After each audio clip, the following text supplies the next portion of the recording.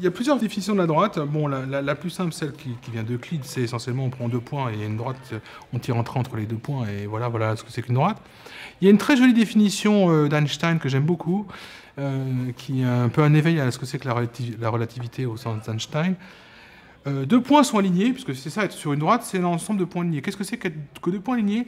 Eh bien, deux points sont alignés quand je peux me déplacer de façon à n'en voir plus qu'un. Voilà ce que c'est que deux points alignés, donc voilà ce que c'est qu'une droite. Une droite, finalement, c'est ce qui part des yeux, qui est lancé par le regard. Voilà.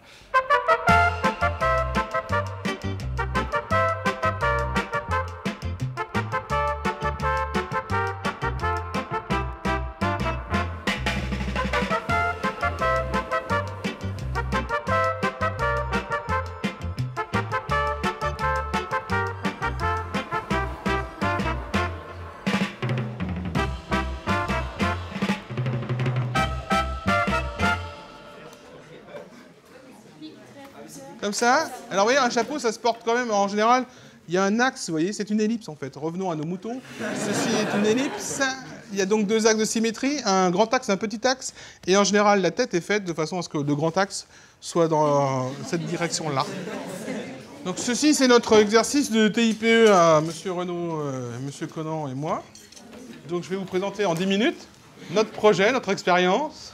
Alors, donc c'est un petit programme Maple. Le but de l'histoire, c'est donc de répartir, comme vous le voyez ici, des points rouges qui sont au nombre de 44.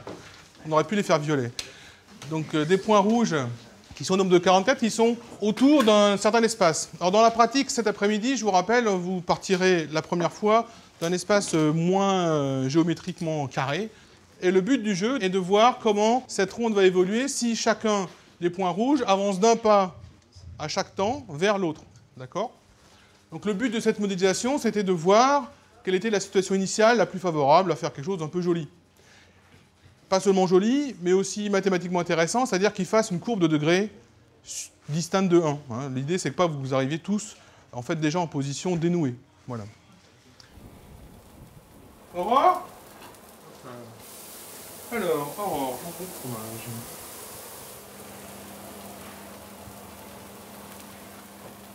Ah, il n'est pas fini, elle est juste sous épingle. C'est la reine de cœur. Ouais. Voilà. Alors, il n'y a pas encore les manches. Hein.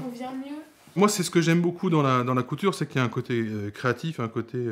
on crée des formes et on joue avec ces formes. Et en même temps, il y a plein de maths. Bon, je ne dis pas que je fais ça pour faire des maths, hein, mais il y a des questions qui se posent. Il y a des questions de courbure. Alors, je découvre, par exemple, j'ai fait beaucoup de costumes pour moi, j'avoue, et j'ai des formes qui ne sont pas tout à fait celles de ma fille, et du coup, bah, ça me crée des nouveaux problèmes de géométrie, et je dois avouer que j'aime bien. Alors, c'est dans le garage. Alors ça, c'est une cape que j'ai fait pour un jeu en grandeur nature, je fais des jeux de rôle en grandeur nature. Des heures de travail de ma jeunesse. Ça, c'est un costume d'ours. Le modèle de base est un babygros. Voilà. Avec ça, j'ai un franc succès. Hop là. C'est une hache. Ça, c'est mon costume de mariage. C'est mon mariage à moi. Ça, c'était mon haut. J'avais un kilt en dessous.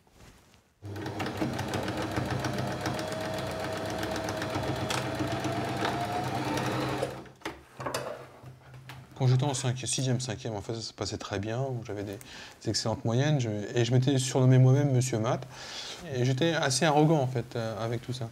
Et quand je suis arrivé en 3e, je suis tombé sur ma prof de 3e, et elle a su gérer tout ça. Ce qu'elle m'a proposé, ce qu'elle m'a dit, ben, c'est voilà, toi tu sais pour toi, mais est-ce que tu sais pour les autres? Est-ce que tu es capable d'expliquer aux autres? Est-ce que tu es capable de faire comprendre? Parce que tu prétends que c'est facile, mais finalement, si c'est aussi facile que ça, tu devrais être capable de le raconter.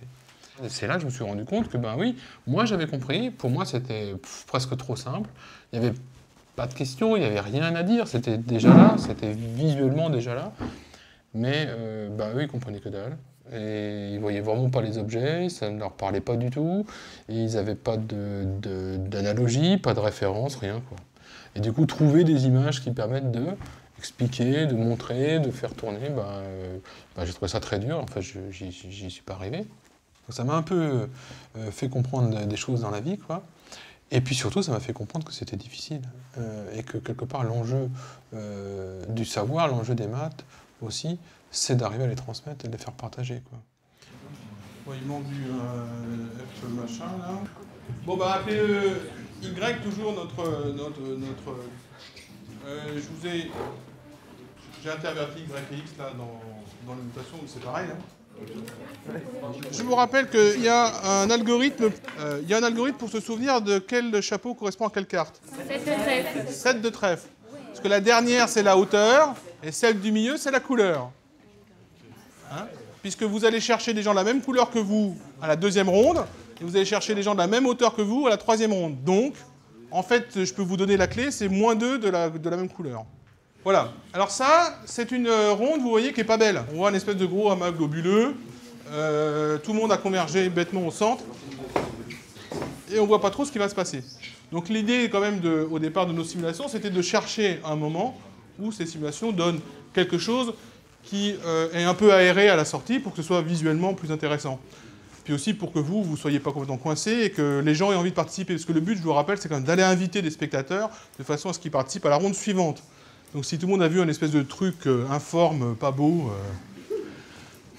bah, personne ne va avoir envie de venir. Donc, c'est dur d'enseigner parce que je me suis rendu compte que j'avais mon monde intérieur dans lequel j'avais fabriqué plein d'images qui me servent, qui sont des analogies fortes, qui me permettent de comprendre le monde. Les mathématiques, pour moi, c'est pas du tout une vérité unique qui serait un objet idéal que tout le monde va trouver et trouver de la même façon et décrire de la même façon, mais pas du tout. Pour moi, les mathématiques sont polysémiques, c'est-à-dire qu'il y a un sens pluriel, et en plus, la façon de l'interpréter est personnelle à chacun. C'est-à-dire que, bon, 1 plus 1 fait 2, ok, mais en fait, la question est de savoir si, quand on dit 1 plus 1 égale 2, est-ce que l'important c'est le résultat? Est-ce que c'est l'addition? Est-ce que c'est le fait que c'était 1? Je rajoute 1, donc ça veut dire j'étais tout seul, j'ai trouvé quelqu'un, ben voilà, on est 2. Et donc, la difficulté, c'est de trouver les bonnes images pour que chacun trouve son compte dans l'image qui va être proposée. Donc c'est beaucoup plus facile en solo que, par exemple, dans une classe où on est 30, 40, et bon, là, chacun a son image intérieure, et j'y peux pas grand-chose. C'est-à-dire que moi, je projette la mienne, et advienne que pourra. C'est-à-dire que si on m'interrompt, on me dit « stop, là, j'ai pas compris », je peux rentrer dans le monde de l'autre, mais si personne ne me dit rien, si tout le monde est là, oh là là, c'est le prof de maths, faut surtout pas l'interrompre, ça marche pas, quoi. Et donc j'essaie de provoquer ça, des réactions. Et c'est pas toujours facile parce qu'on est pas mal conditionné à accepter le prof, à rien lui dire, et puis à pas oser devant les autres dire mais en fait j'ai pas compris, ou mais ça fait 3 mois que je comprends rien. Et voilà, il y a des points de non-retour comme ça, et je trouve ça très compliqué.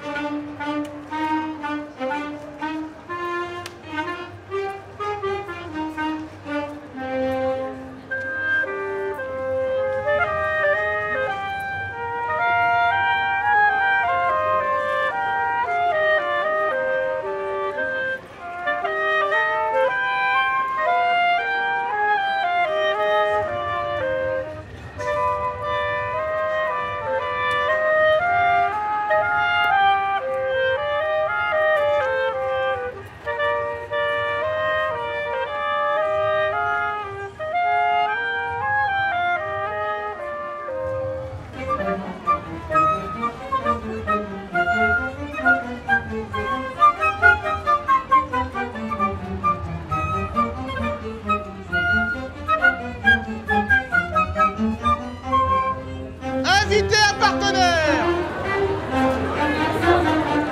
Allez, on relance. Mais qu'est-ce qu'ils font là-bas? On relance la ronde. Allez. Vous pouvez reculer un peu si vous voulez. On reprend l'espace et on relance la ronde. Allez-y, allez-y, allez-y. Reprenez vos positions rapidement. Attrapez-vous, allez.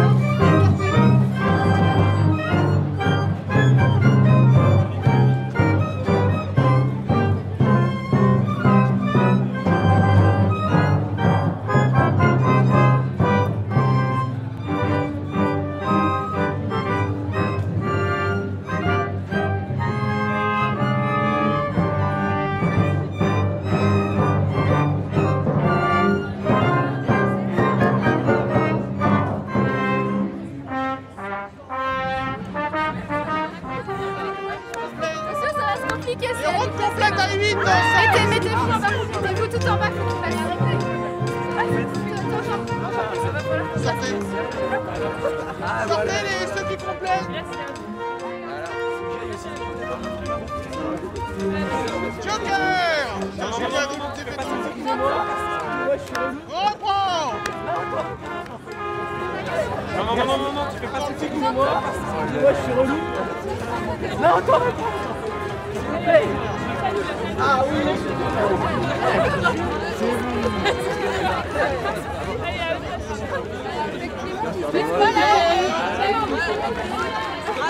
Voilà, c'est tranquille. Elle est passée par-dessus. Voilà. Et un joker suffira. Voilà.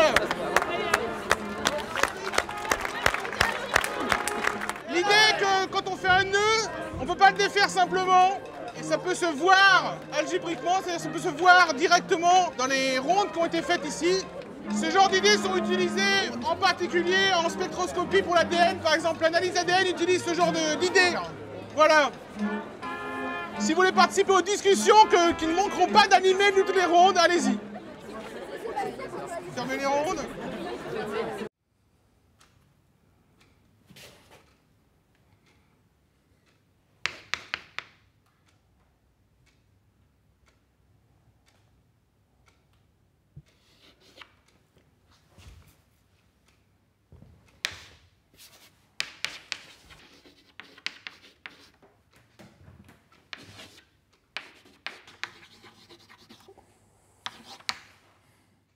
Je trouve intéressant de dire à des gamins que le savoir n'est pas complet, qu'on pourrait pousser la précision plus loin, on pourrait remettre en question des choses. Et quelque part, c'est incorporer le doute dans l'esprit scientifique. Et je trouve ça fondamental de se dire que, voilà, on bâtit un savoir, on avance, on sait des choses, on a l'impression qu'elles sont certaines. Et puis, on continue à vagabonder un peu dans son esprit et on se rend compte que maintenant, on pourrait remettre en question cette hypothèse. Alors effectivement, c'est une tendance naturelle de ceux qui connaissent un peu de maths, de finalement de se réfugier derrière ça et de dire je légitime mon discours par un calcul mathématique et donc finalement il est inattaquable. Or, se cacher derrière les mathématiques pour dire les matheux ont dit ça, ça a été démontré par A plus B ou mathématiquement on a, c'est souvent... Moi quand j'entends mathématiquement, souvent c'est une erreur qu'il y a derrière. C'est de l'hygiène du mathématicien, c'est de faire un calcul correct, mais voilà... Il n'y a pas de sens dans ce calcul. Pour qu'il y ait un sens, il faut qu'il y ait un départ, une arrivée et une interprétation de ces choses-là. Mais ça, c'est aussi le rôle du matheux pour moi. Et donc, quand on dit « je fais un calcul validé par les maths », en fait, pour moi, on est resté dans sa propre science.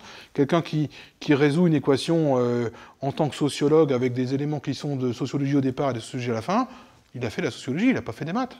C'est pas grave, mais il n'a pas fait de maths. Voilà, donc...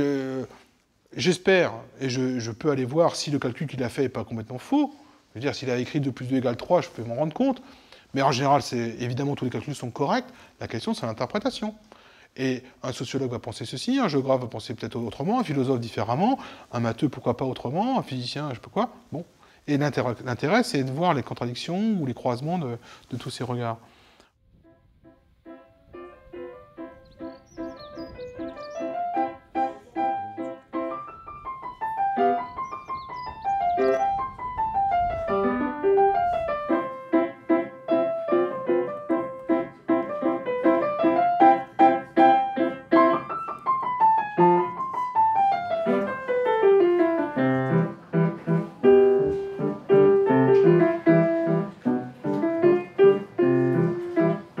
Les maths ont continué quelque part à être pour moi un vecteur de communication. Alors avec mon père, c'était pas trop dur parce que il avait une formation mathématique et donc en fait, vous pouvez me poser des énigmes et puis on discutait. Voilà, c'était assez naturel. Avec ma mère, c'est plus difficile parce qu'elle n'était pas du tout mathématicienne.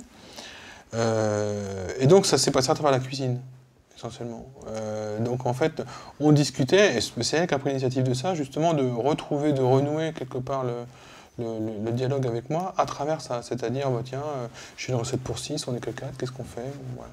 Je convertissais des quantités donc par des règles de proportionnalité, essentiellement. Voilà, donc c'est pas... C'était pas très savant, mais c'était quelque chose que je savais faire, quelque chose qu'elle savait faire aussi, bien sûr, mais qu'elle me laissait faire pour engager le dialogue. Et puis après, c'est moi qui faisais ou qui aidais. Et ça, c'était important.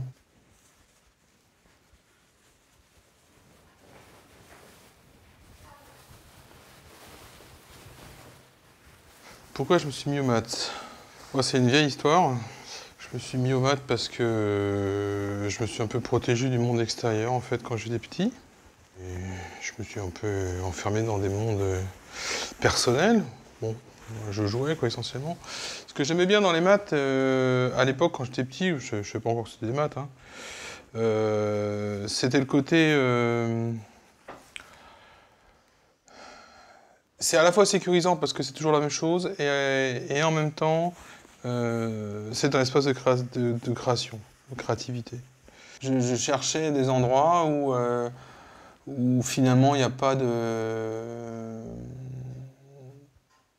Il n'y a pas de choses qui m'échappent, c'est-à-dire que ça obéit à ce que je veux et moi ce que je voulais c'était très très simple. Dans un monde d'enfants, finalement les règles sont très très simples. J'avais envie d'un monde différent, d'un monde meilleur, où il y ait moins de haine, moins de violence. À un moment, j'ai cru que c'était pas définitif, qu'il y avait un certain nombre de choses qui pouvaient se reconstruire. Et quelque part, c'est ça que je crée dans ma bulle. C'est un monde où mes parents étaient encore ensemble, essentiellement. Dans lequel 1 + 1 faisait encore 2, quelque part. C'est aussi bête que ça.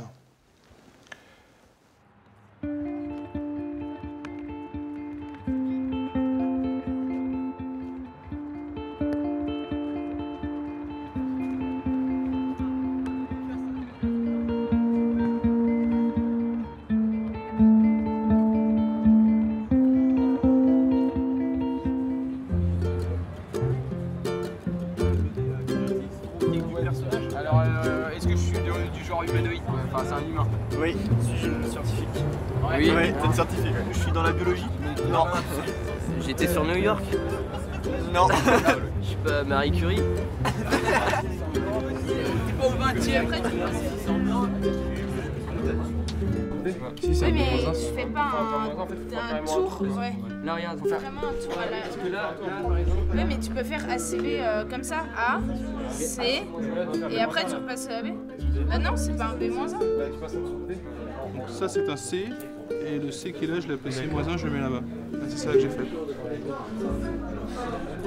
Ça, c'est là. Non, là, ça marche pas. Si, ça marche. Si t'enlèves les B, ça marche. Si t'enlèves les C, Moi aussi, ça marche. ça marche. Si t'enlèves les A, ça marche pas. Ça marche? Non. Personne n'a de formule. Il faut faire combien minimum? Combien de... C'est pas possible encore. T'as ton noyau, t'as les 2 éléments et puis t'as 2 trucs de chaque côté qui annulent si t'enlèves les C. Ça marche très bien. Ça marche. Super.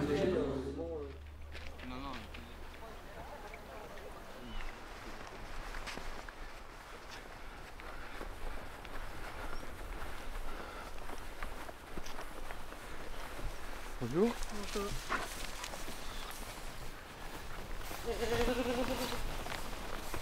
La beauté en mathématiques, pour moi, c'est des moments de plaisir, en fait. Des moments de plaisir où je me dis, ah, ça y est, j'ai compris. Là, maintenant, j'ai une façon de le dire. En fait, c'est surtout ça. C'est qu'en fait, on a toujours plus ou moins compris. Simplement, on a des chemins tellement longs, tellement tortueux, on a l'impression qu'on a souffert, on a rampé. C'est comme si on avait escaladé, en fait, par le mauvais côté une montagne et qu'on se retrouve, en fait, on était juste à 100 mètres de l'endroit où on était, quoi, au départ. C'est ce moment-là où tout d'un coup on voit le point de départ, on se dit, ben regarde, il y avait un chemin tout droit. Et puis en fait, maintenant je peux le dire, non seulement je peux le dire, mais je peux le transmettre, je peux le dire à des gens pour qu'ils le comprennent. C'est un moment que je trouve merveilleux. Pour moi, c'est ça la beauté des maths. C'est le moment où tout d'un coup les mots qu'on utilise pour les dire, elles sont essentiellement des mots naturels. Et puis, un fois y2, ou alors mieux, y1 moins y2, y1 moins y2, tout au carré. Ces deux formules sont invariantes par l'échange de 1 et de 2, mais aussi par les permutations circulaires, parce que y1 est fixe par les circulaires et y2 aussi. Voilà. Et ça l'idée. Donc maintenant, si je fais ça sur une équation de degré 4, je trouve à 4 à l'intérieur. On a les deux. Et ils n'ont pas compris que c'était le dévissage d'un groupe qui était amorcé. Et que cette première étape, il suffit d'amener. C'est Galois qui dit ça. Il dit, ah ouais, si tu veux que ça marche, il va falloir qu'il y ait ceci, cela, machin, etc. Donc sous-groupe distingué, mais donc on surjoue, machin, etc. Et c'est calculatoire. Si tu veux, tu implémentes ces calculs et ça marche.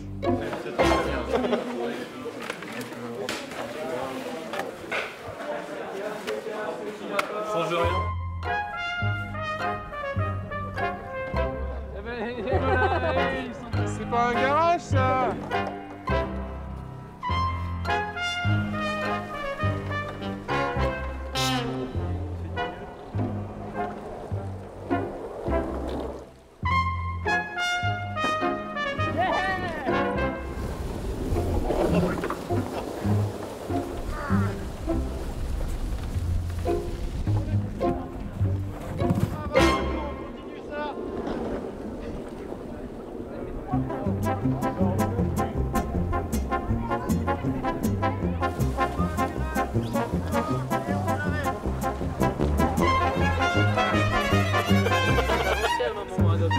Ouais, mais je laisse passer les pieds. Non, on n'aurait pas mis les roues. Non, non, regarde.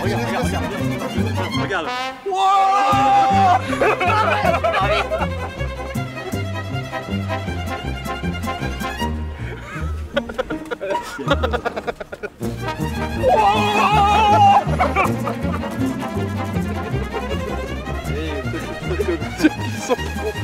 Ah là là là là là là. Bon. Allez, wow, wow. Il y a une question de savoir qu'est-ce que le modèle, est-ce qu'il s'approche du réel ou est-ce qu'il en est de toute façon éloigné structurellement, ça c'est une vraie question. Et surtout, qu'est-ce qu'on peut en déduire, que ce soit en termes politiques, en termes de décisions scientifiques ou en termes de connaissance du monde, qu'est-ce qu'on en déduit? Quand on modélise quelque chose en mathématiques, on oublie plein de choses en disant bon, on va simplifier le problème, on va enlever ceci, on va enlever cela, on ramène ça à quelque chose qu'on sait à peu près manipuler et on le traite. Mais le vrai objet, celui qu'on a devant nous, on modélise un cœur pour savoir comment il marche, il y a tellement de phénomènes compliqués qu'on ne va pas tous les modéliser.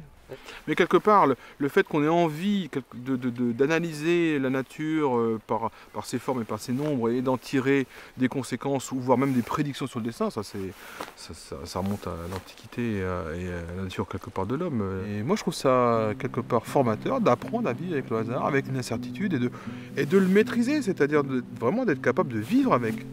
C'est-à-dire que c'est structurel dans l'homme, il y a des contradictions, déjà j'en ai pas beaucoup parlé, mais il y a aussi les contradictions de l'être humain. Voilà, il y a des choses qu'on pense le contraire en même temps, et on fait sa vie avec, voilà. Donc il faut vivre avec des contradictions, puis il faut aussi vivre avec des incertitudes. Et c'est pas mal en soi. Souvent les gens disent c'est parce qu'on n'est pas assez bon que, c'est parce qu'on ne sait pas assez bien faire que. Ce que disait Laplace, si on savait tout, alors on pourrait tout prédire. Eh ben non en fait, non. Je crois qu'il faut juste accepter que c'est juste pas possible et qu'on est comme ça. Ah ouais.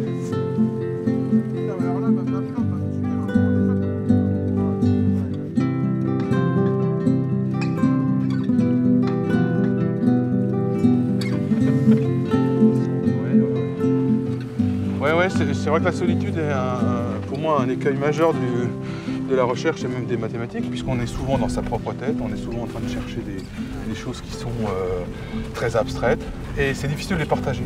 Et je trouve que justement ces moments où il y a des images communes, où ils vont travailler ensemble dans cette direction-là, ça va leur permettre de partager quelque part, de partager leur imaginaire, leur abstrait, leur façon de penser les maths, leur façon de penser la vie, quoi, quelque part même, à travers les maths.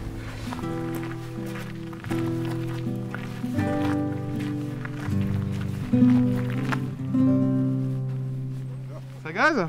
Ouais. Bon.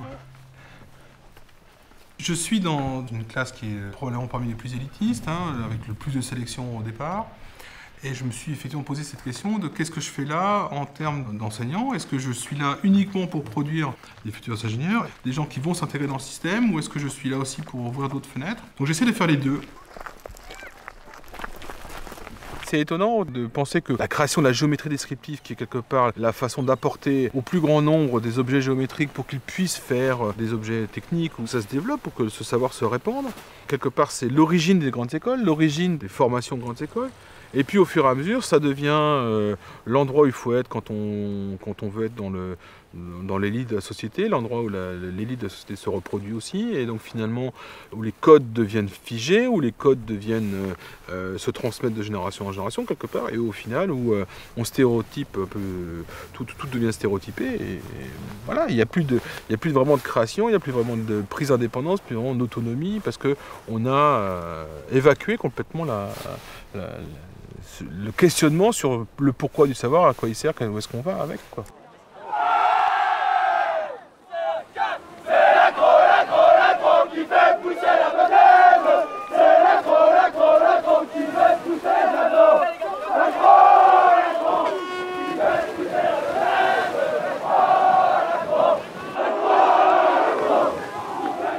j'ai quand même affaire à des adultes en devenir qui sont des gens qui ont beaucoup de capacités et tout ce qu'il faut pour développer cette autonomie, cette réflexion.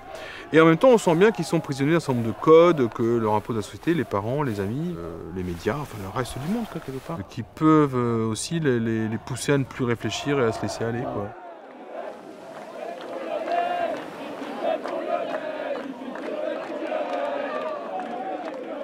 Qui veulent faire des maths? Alors, à l'heure actuelle? Ah, à l'heure actuelle, j'ai de la chance. Hein. Je vais en avoir 6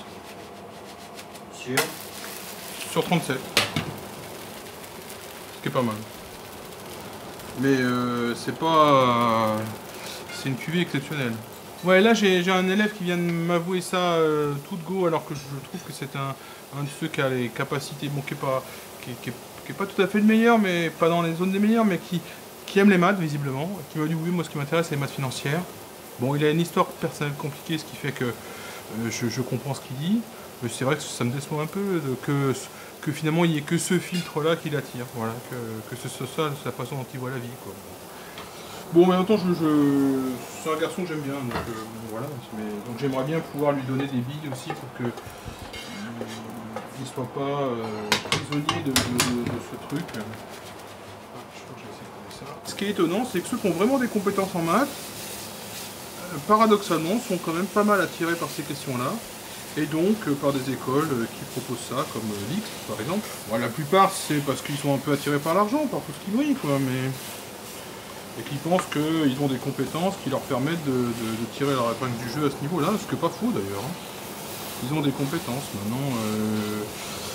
on aimerait bien que leurs cours de philo leur servent un petit peu aussi à réfléchir à ces questions-là, à ce positionnement par rapport à la société. Puis leurs cours de maths aussi leur posent des questions, mais bon.